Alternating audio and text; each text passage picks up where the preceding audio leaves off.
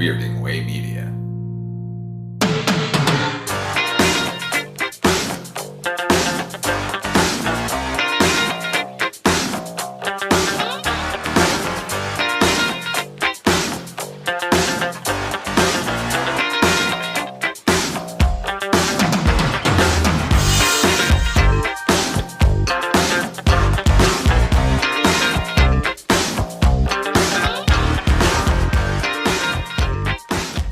What is there to be surprised by at this point that neither one of us... Okay, because, here's the thing.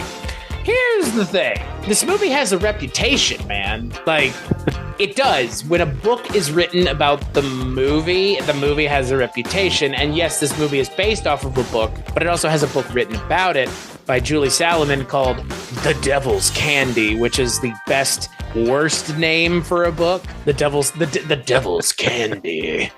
I think The Devil's Candy is the name of a horror movie with Ethan Embry. And you know what I'm talking about? Do you know? Have you seen this movie? It's literally called The Devil's Candy, right? Yeah.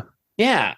But this movie has so many people in it. This movie's the fact that it's just me and you talking about this movie feels kind of like a shame, because this is the kind of movie that needs to be enjoyed by many all at once together. Agreed.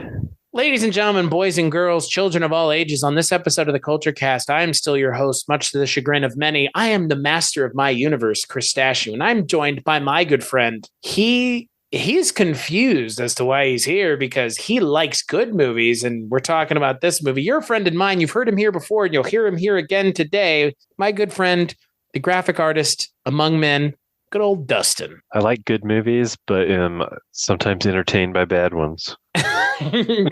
And boy, we're talking about, I think, one of the most infamous bad movies, or at least one of the most infamous box office bombs of all time. To round out Tom Hanksuary, we're going to be talking about Bonfire of the Vanities. On Wall Street, he's master of the universe. He's a down-and-out reporter. One night, with the wrong girl, he took a wrong turn.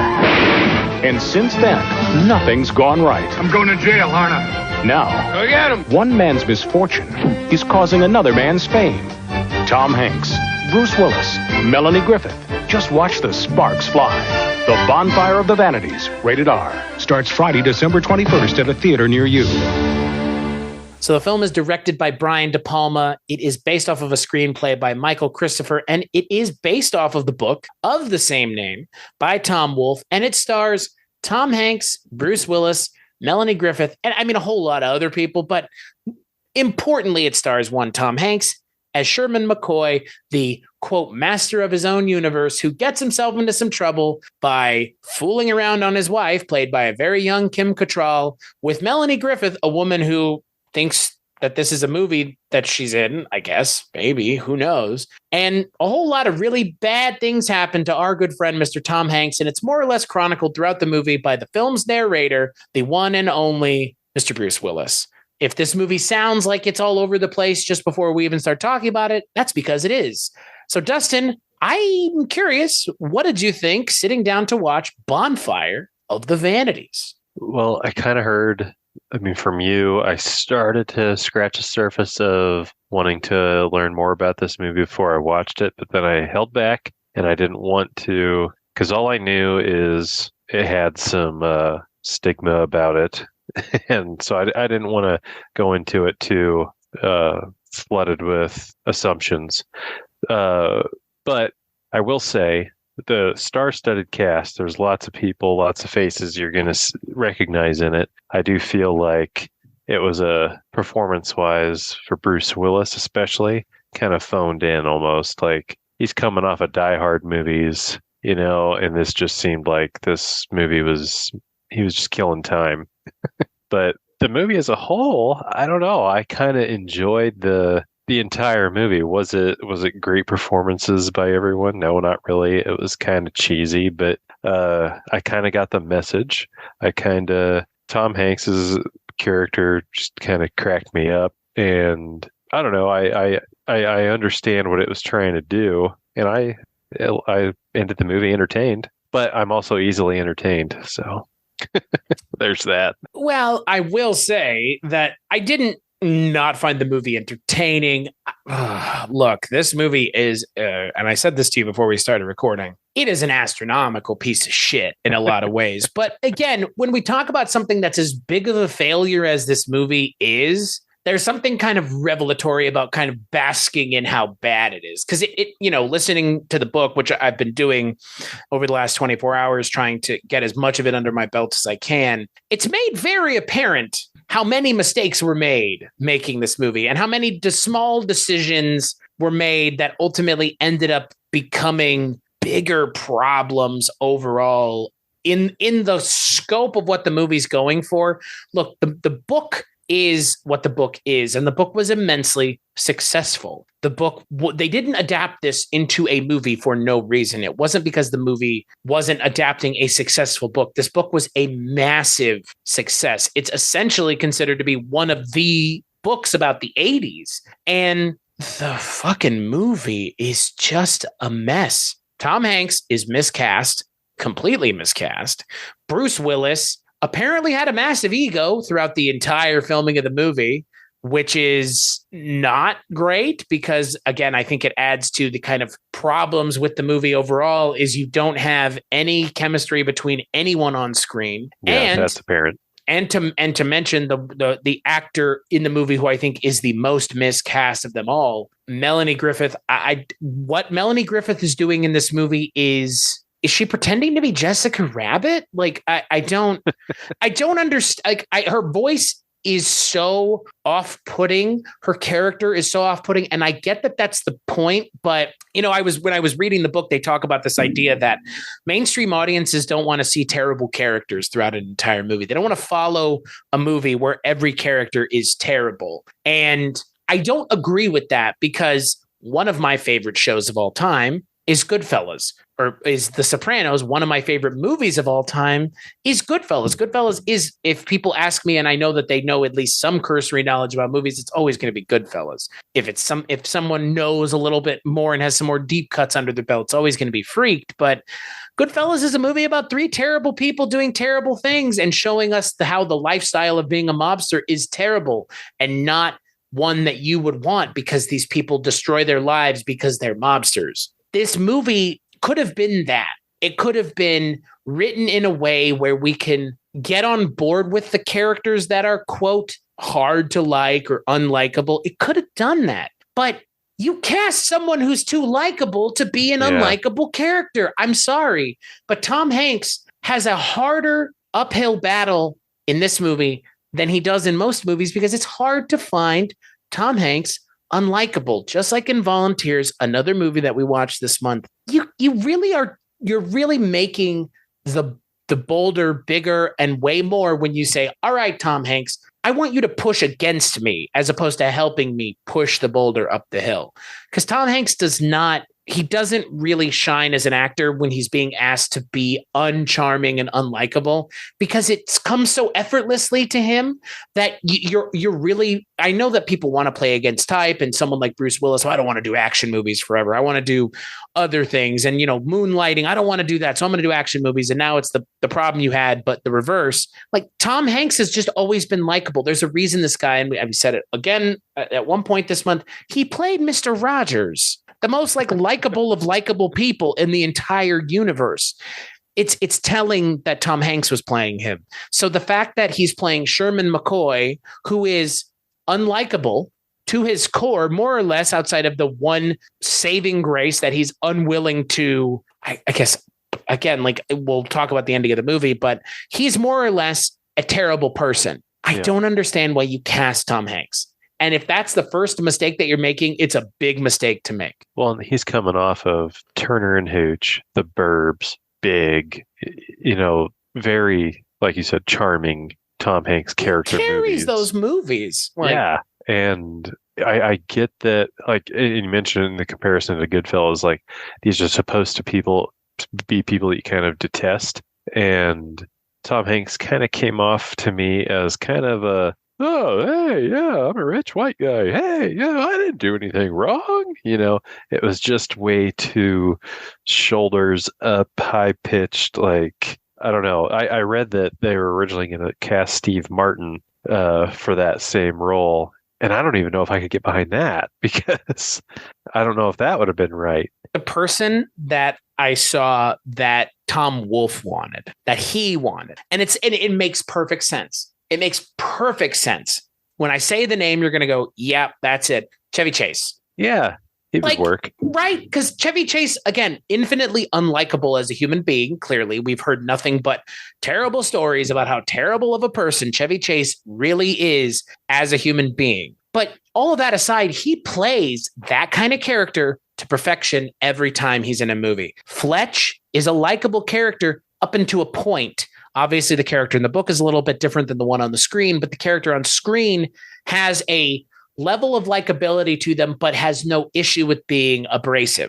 He can be abrasive when he needs to be to get the job done, to achieve his goal, what have you. Chevy Chase as Fletch is quite abrasive with his boss, who actually is in this movie. Richard Libertini is in this movie as Ed Rifkin, and I couldn't think of anything other than better movies that everybody in this movie is in while watching the movie. But I think Chevy Chase would have been that perfect choice. Is he a little old at the time in 1990? This is around what? Nothing But Trouble. So we're talking like a little bit of silver-haired Chevy Chase. Yeah. I think it would have worked because he just plays a believable asshole. Yeah. But you can still root for him. He's an asshole you can root for. And Tom Hanks was kind of a Mr. Nice Guy, ignorant idiot, is kind of, he doesn't know he's doing anything wrong, is what I gather. He just is, he's good at his job, although he made a bad decision, that bad deal on that kind of starts the movie off. But I think his character, he's just willfully ignorant. He's flying through life, just knows what he knows until he makes a bad turn. And that part of the movie where they make the bad turn and go into like the Bronx or whatever, that was ridiculous. But that's the point, right? Like, yeah, but it's like happy white guy freeway, make one wrong turn and you're in like it's just like this huge party and it's total chaos. Well, I think it's the satirical version of the yuppie white person's expectation of what Harlem looked like in the 80s. Yeah. Right? And, again, the problem with the movie is you mentioning it that way is a failing of the movie more than anything else, because that should have come across as satirical. Right. It should have. And it doesn't. Like, it comes off. It came off as like, ew. Yeah. Which the reaction should be, ooh, kind of like disgust to the Tom Hanks and Melanie Griffith in the scene. But the issue is the way that they're showing everything else in that scene, and the length of time that scene just goes on and on and on and on and on. It's not written very well because, again, I would wager a guess that Tom Wolfe is spending more time in his book doing scene setting, doing character development. And this movie, look, I think we could both agree there is clearly a good idea here. There is. Again, the book isn't successful without the idea still. The movie and the book are telling the same story, but the movie I don't think the movie understands what tone it wants to have. And when it doesn't know what tone it wants to have, the issues that it's tackling of racism, of classism, especially in the 80s, yep. It falls so short. Not only does it fall short, the message gets lost that we should all just be, race doesn't matter and we should all be just kind to one another and be decent goddamn human beings for once. Because that's essentially what Morgan Freeman is saying at the end of the movie. He's saying, like, just fucking be decent people. Like, it's not hard, but it is hard. But like, just be decent. Just be decent. And that point totally probably that point has to ring true in the novel, but in the movie it feels hollow. It's like you didn't earn this moment. Yeah. And honestly, for me, that's kind of one of the biggest failings of the movie is it feels like it keeps earning these moments that it has no right to stake claim on. Yeah, and like you said, the whole gist of the movie should be these almost caricatures of Harlem, caricature of the rich white people, caricature of, the legal system, the job. Like, it's all kind of turned up to 11 and supposed to be satirical and kind of out there. But there's a line that Melanie Griffith says when they turn into Harlem, and I hate it when movies do this, and we've talked about it before when they spoon feed you information. She's like, Sherman, I'm from the South, and I don't like this. It's like, yeah. I hear your accent. You don't need to tell me you're from the South. Okay. Earlier I did appreciate knowing where she was from because I thought fucking planet Mars was where her character was from. Yeah, but they're surrounded by the Harlem, whatever scene they built there. They're surrounded by it. And she has to say, I'm from the South and I don't like. Sherman knows. Why is she telling him that? The point of the line was to tell the audience that we're not stupid. We know. And there's a lot of telling, not showing, or treating the audience like they're morons, which I think that's the bigger issue that I have with this movie, is assuming that the audience is too stupid to understand the point that you're getting at. Because again, in a lot of ways, Bonfire of the Vanities is a book that needed to exist, and the message that it has is a timeless message.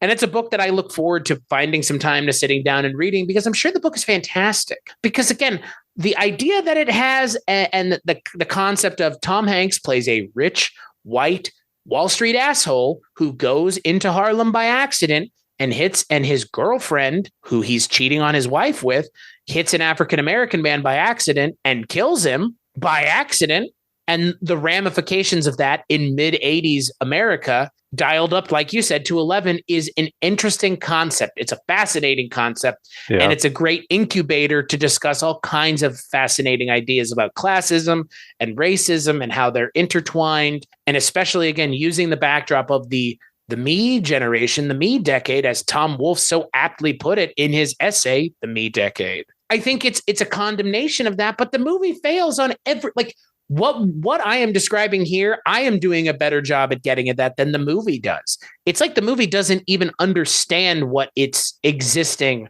to talk about. And I think a lot of that goes directly to having Bruce Willis as your narrator, because good Lord, he's terrible in this movie. Yeah. The studio forced De Palma to cast him. You got Morgan Freeman. Yeah, but the thing is, Morgan Freeman was their third choice. Yeah. Because it was originally Walter Matthau, but Walter Matthau wanted way too much money. Really? For the role. Walter Matthau wanted $1 million but that's the thing. You kind of mentioned it, and we've talked a little bit about it. This movie, in a lot of ways, is the who's who of the 80s. There, fucking Geraldo is in this movie. F. Murray Abraham is in this movie. Saul Rubinek is in this movie. Richard Libertini is in this movie. I mean, there are plenty of 80s actors in this movie that were looking to have this be the big thing that sent their career over the top. Morgan Freeman included. Because again, this isn't Morgan Freeman of my name is Morgan Freeman. That's not this Morgan Freeman. This is Morgan Freeman of a time and era way before the notoriety that he has now for just essentially being Morgan Freeman. Yeah. This is such a stunning failure. Because again, when you listen to the book and you hear about the amount of kind of hopes and dreams that were tied to this movie, you just can't help but say oh yeah, boy, don't get your fucking hopes up. And I mean, what's shocking is from the moment the movie opens, you're in for it. Because the movie opens in a way that is so jarring and unpleasant that few movies have put me off the moment it started. We open with Bruce Willis in his limousine, and then it's a shot of the camera in front of him, and you're following him around, getting to this party where he's being given an award, but he's just a repugnant asshole. To the point where it's I know why we're following him, because he's effectively the narrator of the piece, but you understand immediately that the movie is not interested in making these characters likable. And it's okay, so I just have to watch these terrible people wander around for 2 hours, 2.5 hours. The movie doesn't understand what it has to get done from the first frame, because they should have been focusing on making some of these characters at least halfway likable. Yeah. I think there's something to the story of it I think that's what entertained me.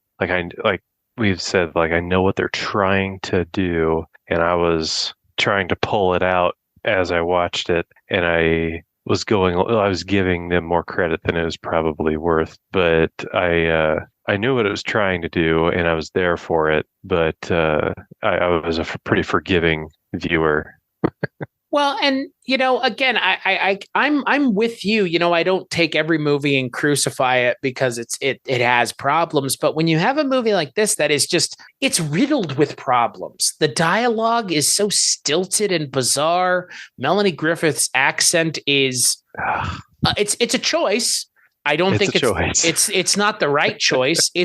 She's at times almost unintelligible. And then other times it seems like she's straight up just ADR'd into the scene. Like there'll be, a shot of her with her back to the camera and they're like following her and Tom Hanks, or they're walking. You can't see Melanie Griffith's mouth. And it sounds ADR'd because maybe the accent that she was doing wasn't good enough to carry them through the actual recording. So they had to come in and fix it. Or maybe they were trying to do damage control to a plot that seems to just spin out of control about an hour in. But like the thing with Melanie Griffith, like I don't want to gang up on an actor and blame the entire movie on them, but she's 1/3 of the main cast. And she is not just miscast, but you can be miscast and still be competent at what you're doing. She's not just miscast. This is just unconscionable. Well, and I couldn't really follow, other than she was just the mistress. Like I couldn't really follow much else about her. There was something like she goes to Italy and she has these paintings, and Sherman at one point says, "Wow, that looks a lot like you." And she's like, "Oh, does it?" And then just closes up the folio. And like, what the hell is going on with her? I just don't know. She's either just trying to just be all over Tom Hanks and she's just dropping her clothes all the time, or she's running over people. The other things they sprinkle in just make no sense. And again, I think to your point, like, I don't think they know what to do with her in the movie. I don't think they know what to do with her character. And obviously her character is a massive part of the narrative because she ends up being the one who's driving the car that Tom Hanks then, essentially is taking the fall for, but doesn't want to because she won't be honest about what happened. Because again, I mean, that's one of the things about the narrative that this movie is trying to get at is people are terrible. And these kinds of people, even when given the opportunity to do the right thing, don't. I mean, they have that scene where Tom Hanks comes back to his home after he kind of gets out of jail finally from hitting this African-American gentleman in Harlem. And all of his white erudite friends are cheering him on and are happy at what he did. Maybe, you know what? In a scene like that, where the movie should have been taking a really interesting stance on what it's talking about, I couldn't even tell what that scene was getting at. I couldn't tell what they were cheering for, because even when they interact with Tom Hanks, they're just like, "Good job, my good man." And it's like, for what? About what? What? Say something, movie. Like I would wager that the book has plenty to say. The fact that the movie almost is uninterested with having anything to say feels like, how could you miss the point of this narrative so entirely? Yeah. Yeah. I'm trying to think. There was one thing I was going to say, and I always pick this out in movies that I watch, that right away, something that got me kind of like hooked visually in this movie. I always like extended one shots. And I know I'm detracting from the conversation we were just having, but that just popped in my head. Like, they open the movie and there's this just really long, one shot, and it never cuts. And it's walking through the halls of like the stadium or whatever, going up an elevator. I don't know. That was compelling to me. I always like it when shows can pull that off, because that's hard to do. But they're not showing anything interesting. No, but technically impressive. But it's technically impressive, yeah. But the problem is, it's always going to be technically impressive. Yeah. And I agree with you. Like, I think, I said earlier, it was kind of off-putting when they did it, and it was off-putting because, again, like, what we're seeing Bruce Willis do is essentially be drunk and be belligerent and again, not be the kind of character that we are going to hope is the one that we're following throughout the movie. Because again, the characterization of him never really gets beyond the first time we see him. He's never really doing much else other than kind of being drunk in every scene or playing drunk in every scene and kind of just being a little bit of a smartass. I mean, not even really in a way where it feels like he's he's kind of dialed in as the omniscient narrator of the piece, because it kind of feels like he's a little omniscient. No, I don't know what happened to Sherman McCoy. He moved away from New York. And I feel like you're supposed to get the sense in the movie that Bruce Willis's character is going to give you the inside angle on what happened. And this, here's how my story and Tom Hanks's story are intrinsically tied together. And it's like, what juxtaposition are you making with these two characters? Because I'll tell you what, I have never seen two actors on screen with less chemistry than Tom Hanks and Bruce Willis together. Holy shit. Shit. That it's just like, I never knew I wanted to see them on screen together. And I'm glad that wasn't something I needed, because when it finally happened in this movie, wow. What a wet fart. Green screened on each other, because you wouldn't know it. It's like they don't even realize they're in a scene with one another. It's so strange. And, again, like they're two very big personalities, and, people have pretty strong feelings about Bruce Willis and his more contemporary films. And given that he's now retired, one could speak about a career that has an end, because a lot of actors, they just pass away. They don't necessarily retire. Retiring is not necessarily something that actors really do now. I mean, someone like Betty White was working until the day she passed away. So, for Bruce Willis to be able to retire is fantastic. Obviously, it's being motivated by some less than positive things, like, I guess being diagnosed with dementia is what it sounds like, which is, that's unfortunate, because again, Bruce Willis, for a lot of people, myself included, is an action star. And this is like the first thing he does after Die Hard is this movie. And yeah, it feels like it. Yeah, it does. Like, Die Hard comes out in 88 and this comes out in 90. And that's the same year that Die Hard 2 comes out. But, apparently he had a massive ego on set, and I kind of get it. I mean, he's kind of a badass right now, Like, yeah, he has all the momentum in 80. I would say between like 88 and 95, Bruce Willis is riding a pretty big wave of Die Hard 1, Die Hard 2, Die Hard 3, Look Who's Talking, The Last Boy Scout, Hudson Hawk, Death Becomes Her, Pulp Fiction. I mean, these are all movies that are fondly remembered, and a lot of it is because he's in it, and a lot of it is his performance in said movie. But right here, right now, in 1990, making this movie, what a mistake. Because he's so not right for this role. This role in the book is a British man. Bruce Willis is about as far from being British as humanly possible. The original actors they wanted were Jack Nicholson and John Cleese. John Cleese, I think, would have been interesting. John Cleese is a very different kind of energy for a project like this. But I think Bruce Willis was clearly the wrong energy. I don't know. See, that's the thing. I've always wondered, like, what's your read on Bruce Willis? What's Bruce Willis's energy? Well, to me, like I said before, it kind of feels like he just kind of half-assed it. It didn't seem like he was trying. They're like, play a drunk reporter, okay, or a drunk author, okay, and he wore sunglasses for most of the movie and didn't have to do much, and narrated it, yes, but I mean, even that didn't have much inflection of anything when he's narrating. He was just reading it.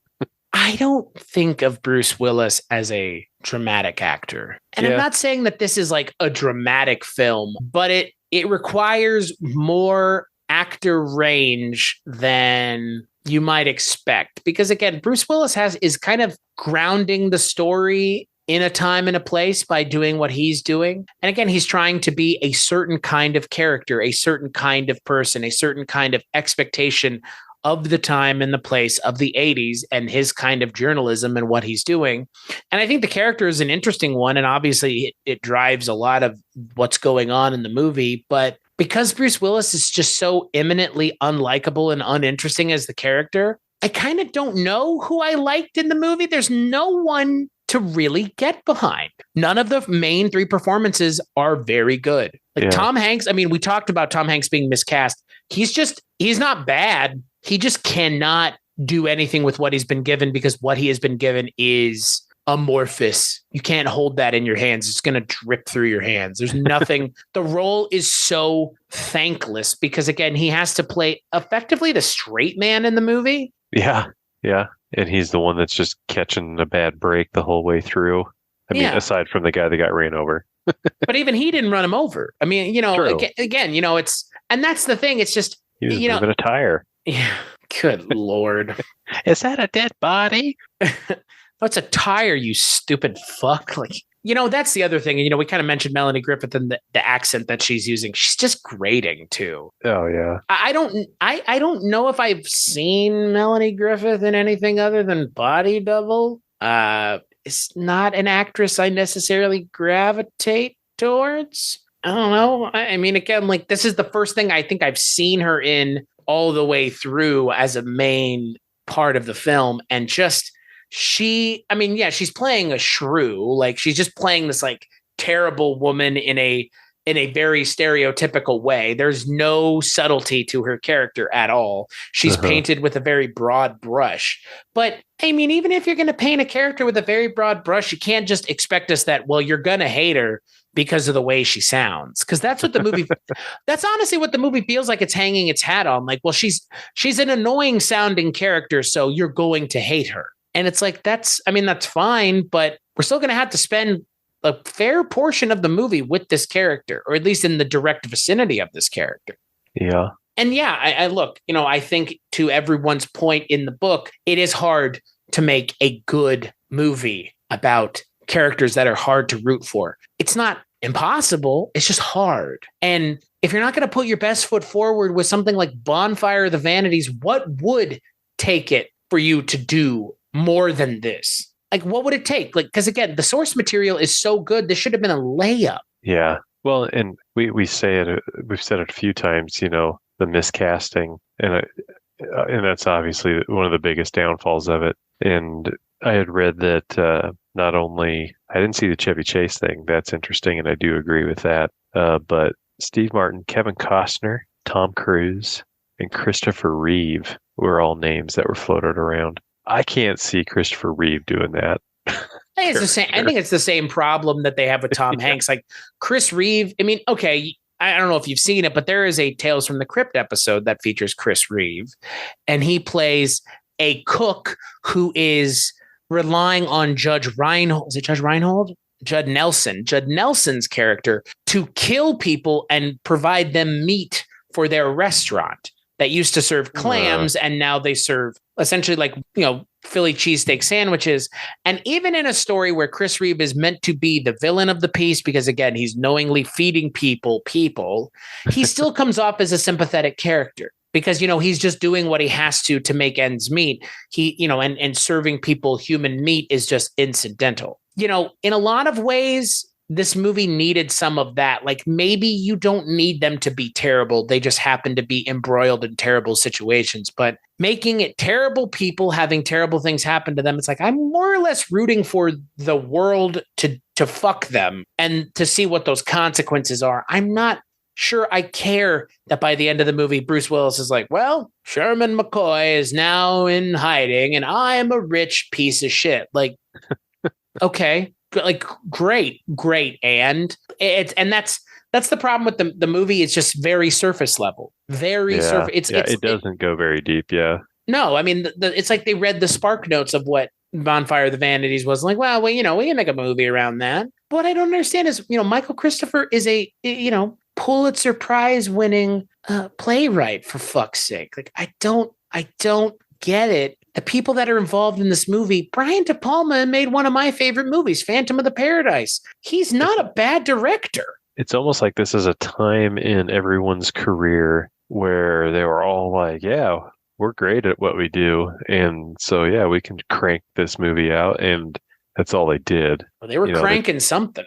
They just banged it out and thought like, we're all great at what we do. We're all, you know, top of our game at this time of history. And yeah, how could this fail? And they just never gave it a full effort, anybody at any point of it. And what's so weird is, again, like you just mentioned, I mean, everybody involved with the movie, it feels like They know what they're doing. I mean, again, I've seen Tom Hanks in plenty of good movies. I've seen Bruce Willis in, I mean, again, I don't know if I would consider Bruce Willis an acting powerhouse. Maybe after Die Hard, him becoming action star Bruce Willis, probably what he always wanted. But I've seen plenty of episodes of Moonlighting to know that Bruce Willis has pretty good comedic timing, and his chemistry with Sybil Shepherd was pretty cute. But this does not play to Bruce Willis's strengths as an actor, either action or dramatic. It doesn't play to Tom Hanks's strengths as a human being, which transfers to him being an actor, because again, I think a lot of people, myself included, just kind of assume that Tom Hanks is a nice guy in real life because he plays nice guys in movies. And apparently those two things are the case, at least with him being a nice guy in person. But to say we have to hate both of them before the fucking first reel even runs is not a great idea, because I don't think Bruce Willis is imminently unlikable at his core either. Right. Yes, I agree. Have you seen other Brian De Palma films? I'm sure you've seen Scarface.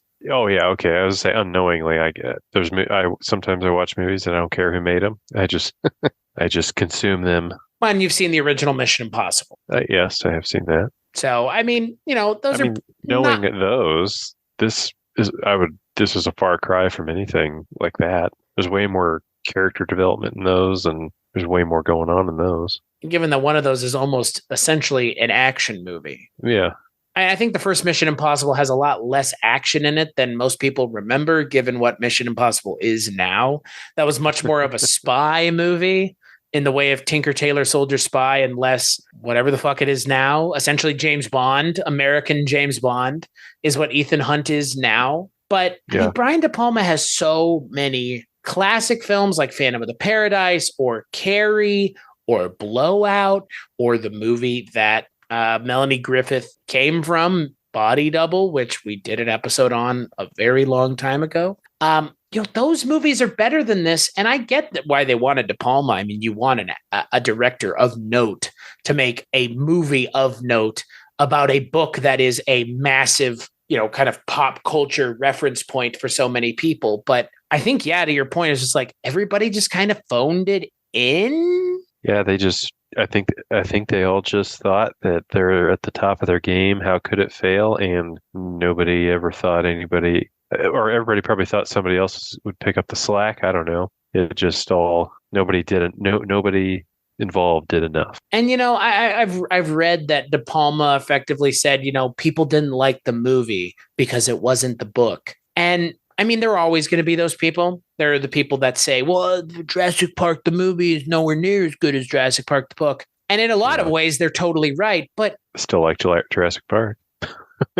But you're totally right, because Jurassic Park, the movie, stands alone from Jurassic Park, the book, because Jurassic Park, the movie, is such a good movie. You almost forget that it's based off of a book because it stands alone as its own thing. There's so many changes. There's so many decisions that were made to make that movie what it is, separate, but at the same time allowing it to appreciate where it came from. This movie just doesn't do that. And in a lot of ways, like you said, well, the book is always better, is what everybody always says. And again, I feel like in this day and age, it's like infantile to compare the two.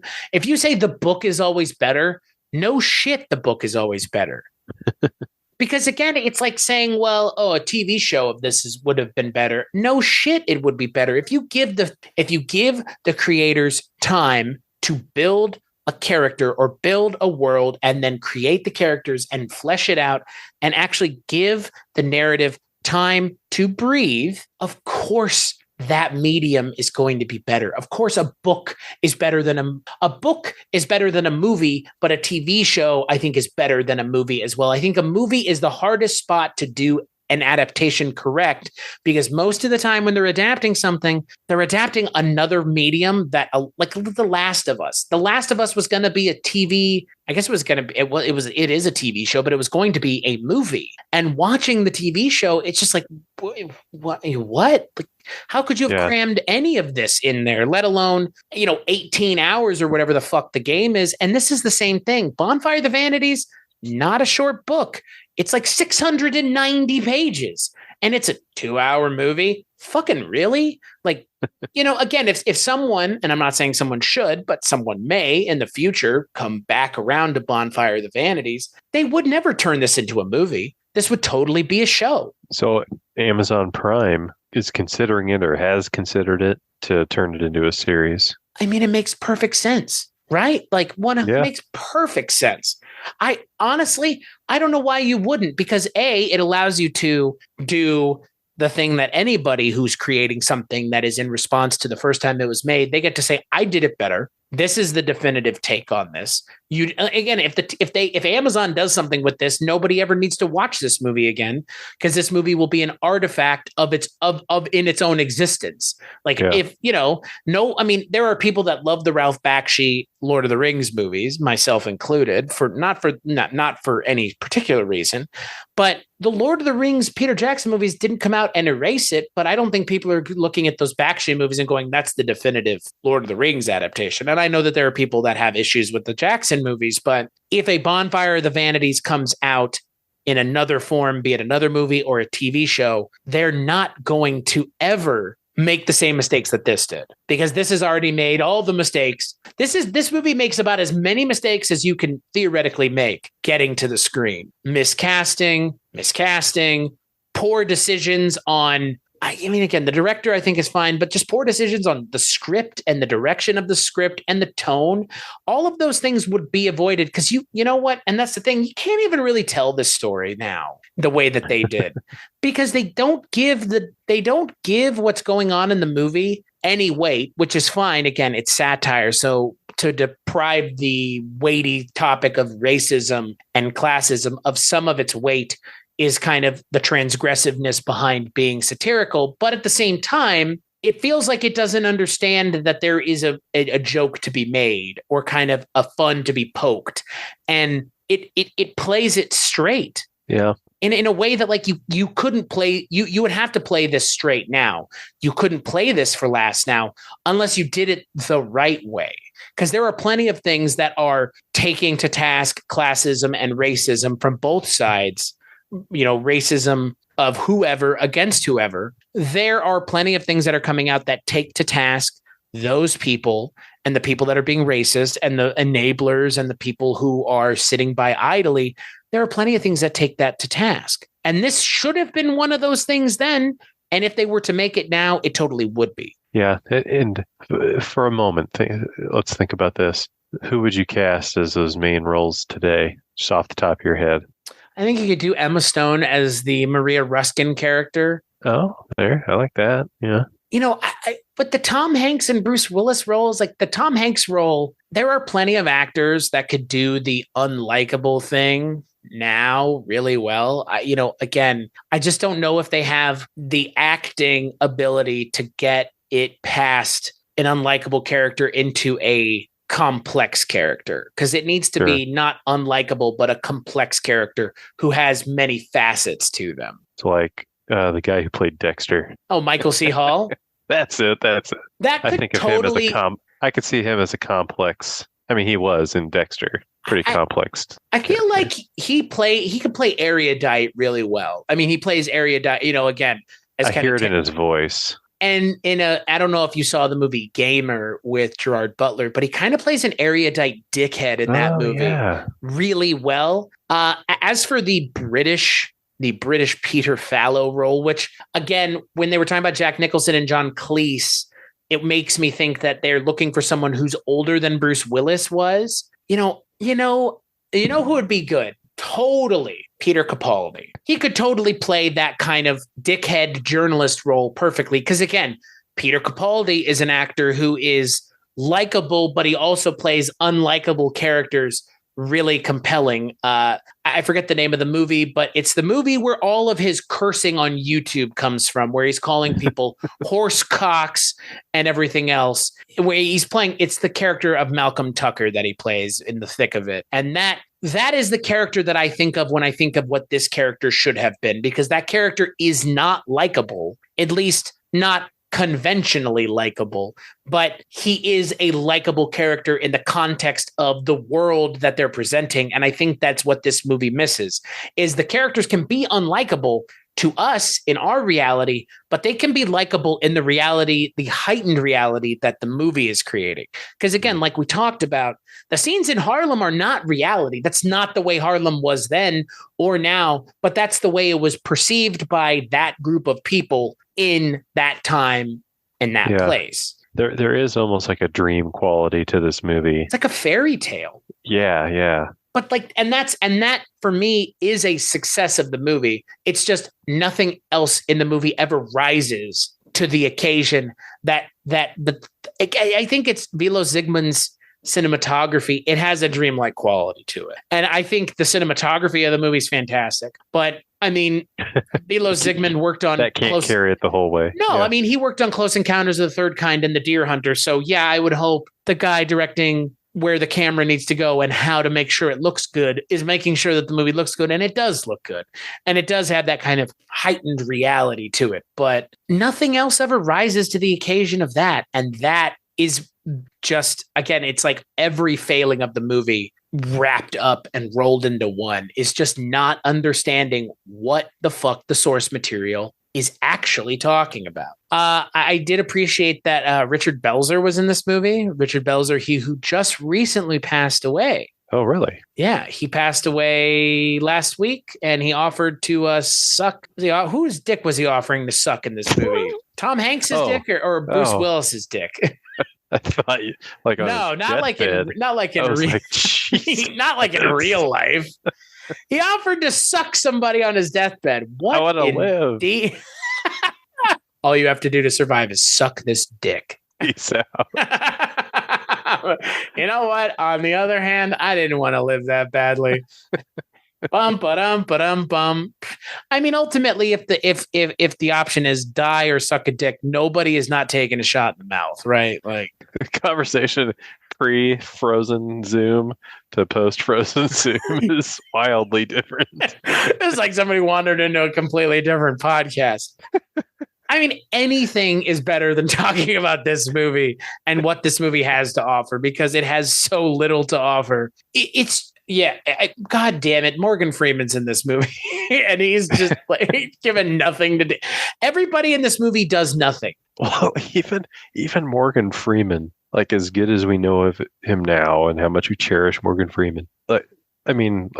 He doesn't have much to do, but what he does do is almost kind of weird. Like he's on screen for very little time, but he gets loud and he takes charge. I mean, that's one thing he does do is that he takes charge of the scene, but it comes out of nowhere.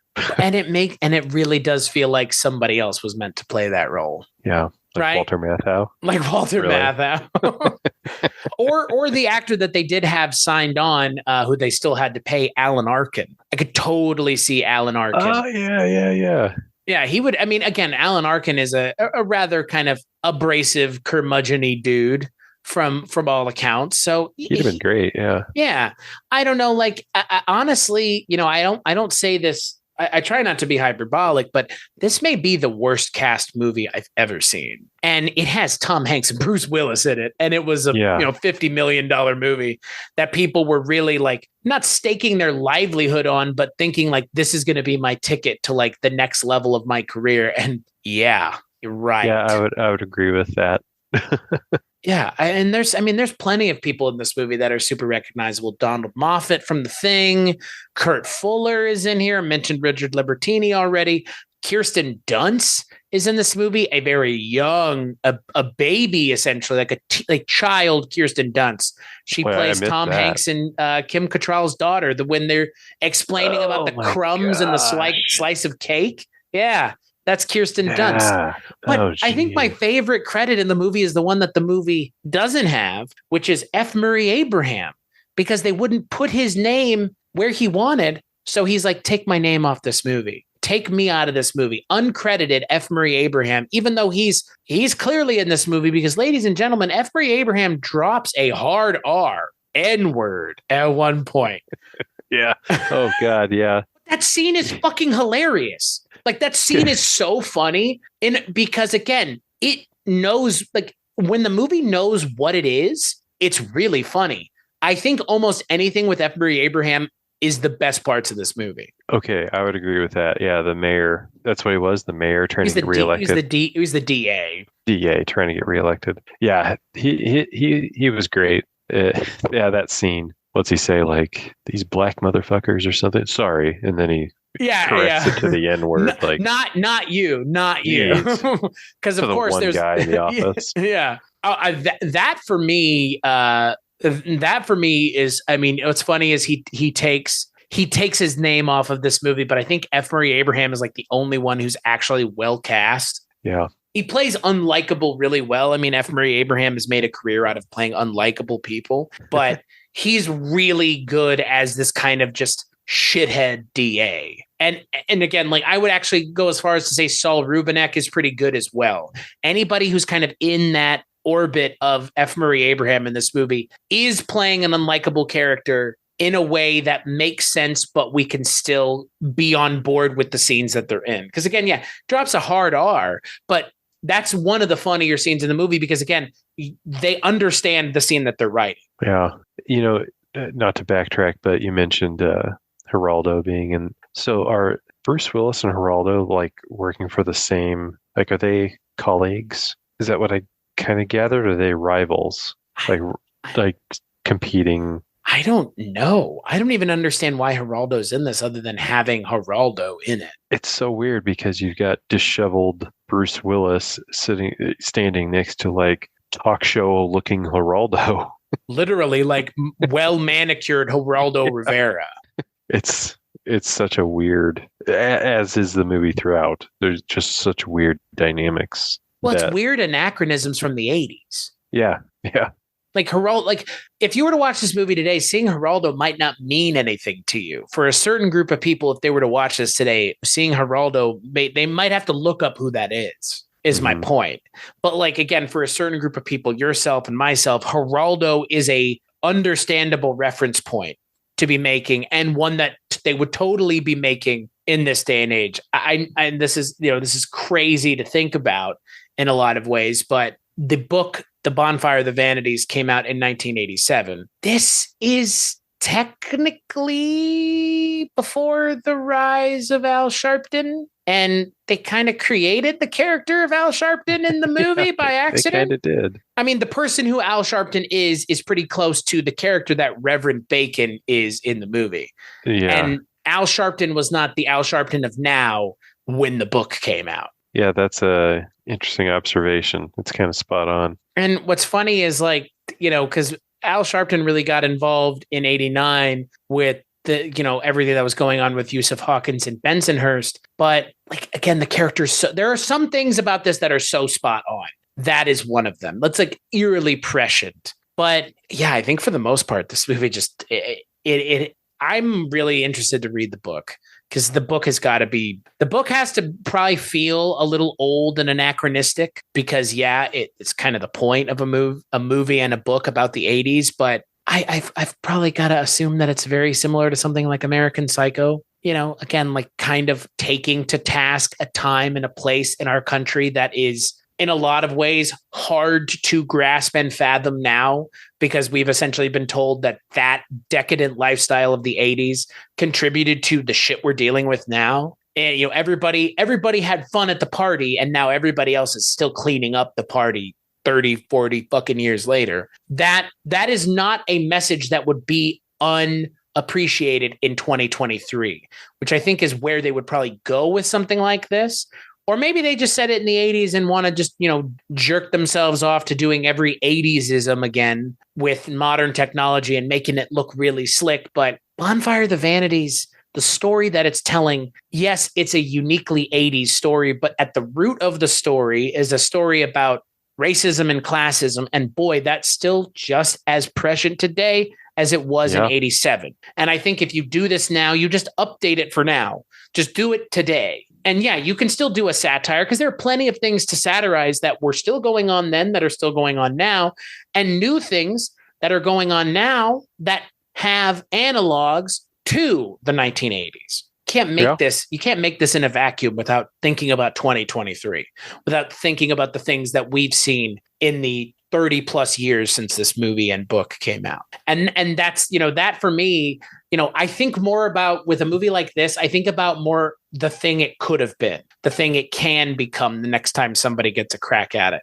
Because all this was, in a lot of ways, was a cash grab. And it really, really fails in a way that, again, they write a book about it. They talk about it on, I think it was like TCM had a podcast, The Plot Thickens, where they talk about the movie. I mean, it's more or less recounting the Julie Solomon book, but still, like, she narrates the podcast and talks about the movie. This is a notorious failure. This is a notorious box office bomb. And you know what? I get why it is now. It's not one where I have to search for why it's a box office bomb. And there are plenty of them where it's like, I don't understand how this movie bombed. It's like, no, I understand why this movie bombed. It's pretty fucking obvious, frankly. Yeah. Well, and if you think about other books turn movie that predicated this one, I mean, there's all sorts of things to pull from that. Like, if this is a great book, this will be a great movie, So again, I think people relied on the formula too much. Well, and I mean, look, it's not like in the 90s we don't have a couple adaptations of books that aren't in their own right complete failures. The Postman. Yeah, true. I know that there are people that like Beloved, but that was a well-regarded book that would then be a box office bomb, and that's a good movie. Again, like nothing is to say that if the movie is good, it still won't be a box office bomb. This just happens to be one where both things are the problem. Both things are the problem. I mean, again, something like even Instinct, another movie based off of a book that was adapted in the 90s. Like you said, just because a movie is based off of a good book doesn't mean that the movie itself is going to be good. And this movie, good book. We've got good actors. What could go wrong? I take for granted something like The Last of Us being based off of a good video game and the show being as good as the game, because there's no guarantee. Even when it feels like with this, it feels like it's a guarantee. Bonfire of the Vanities, a New York Times bestseller, probably was on everybody's lips, at least in New York, for years after it came out. And everybody in New York was probably super excited to see this, or maybe it missed the mark or missed the time that it was supposed to come out. But the movie only came out 3 years after the book. So this is still part of the conversation. And boy, just no way. I would rewatch this with a group of people to laugh, but it doesn't verge on so bad it's good. It's just so disappointing. It's disappointing. Yeah. Like all the machinations going on behind the scenes provide a much more infinitely interesting story than everything happening in front of the camera. And the problem is everything happening in front of the camera had the opportunity and every right to be entertaining because, again, the book wasn't a failure. The book was a massive success. Final thoughts on Bonfire of the Vanities? Well, I hope one day I have enough time in my life to read the book. But I still stand by. I was able to, I think, talking through it with you helped me realize, was I still entertained by the movie? Yes, I was, but I had to kind of work for it. I had to pull that out to stay entertained because I think it didn't give me much, so I had to get it myself. Well, and I knew what we were getting ourselves into by watching this movie. It is a well-known box office bomb. It's one of the more notorious ones, at least contemporarily. So I knew what we were getting ourselves into, and it is exactly what I had heard. And well, I'm glad that it kind of filled the boxes that I was expecting it to fill and didn't really do more than that either. And again, people always talk about so bad it's good and bad movies that can be entertaining. This movie has its moments, but it's 2 hours and it's full of sleepwalking performances from actors who are miscast. And I think they inherently understand that they're miscast. And nothing that they could do can change them being miscast, even if apparently Bruce Willis was a massive dickhead on set. But again, the guy just made the fucking Die Hard movies. What do you expect? So again, to let fame go to your head is one thing, but to completely disregard your source material and pretend like, well, we read the Spark Notes, so that means we read the book. No, it doesn't. There are moments of brilliance in this movie, but the moments of brilliance hurt more because the movie overall is so disappointing. Yes. As it says, a disappointment on all fronts. I concur. Yeah. What more can you say? The movie said enough. So until the next time you hear Dustin and I talking about God knows what, you can find Dustin and I over at weirdingwaymedia.com, where him and I do Kulturecast together from time to time. We do Bollywood Cinema Club from time to time. Dustin does the album artwork for Scary Stories We Tell when we have our interview guests on there. So he's everywhere, I'm everywhere, and you know where to find both of us. As for this show, Kulturecast.com, patreon.com/Kulturecast, all the places you can go to help us out financially. But hey, like, rate, and review wherever you find the show, because it'll help us find our audience. And hopefully, if we find our audience, they can find better movies to watch than this one. Dustin, thank you so much for joining me. This was fun, even if the movie was a complete waste of time. It's all right. I've wasted time on worse things. Abraxas may be one of them. Maybe. And as always, we'll catch you on the next episode. Oh, whoa, I almost ended the call. Not what I was trying to do.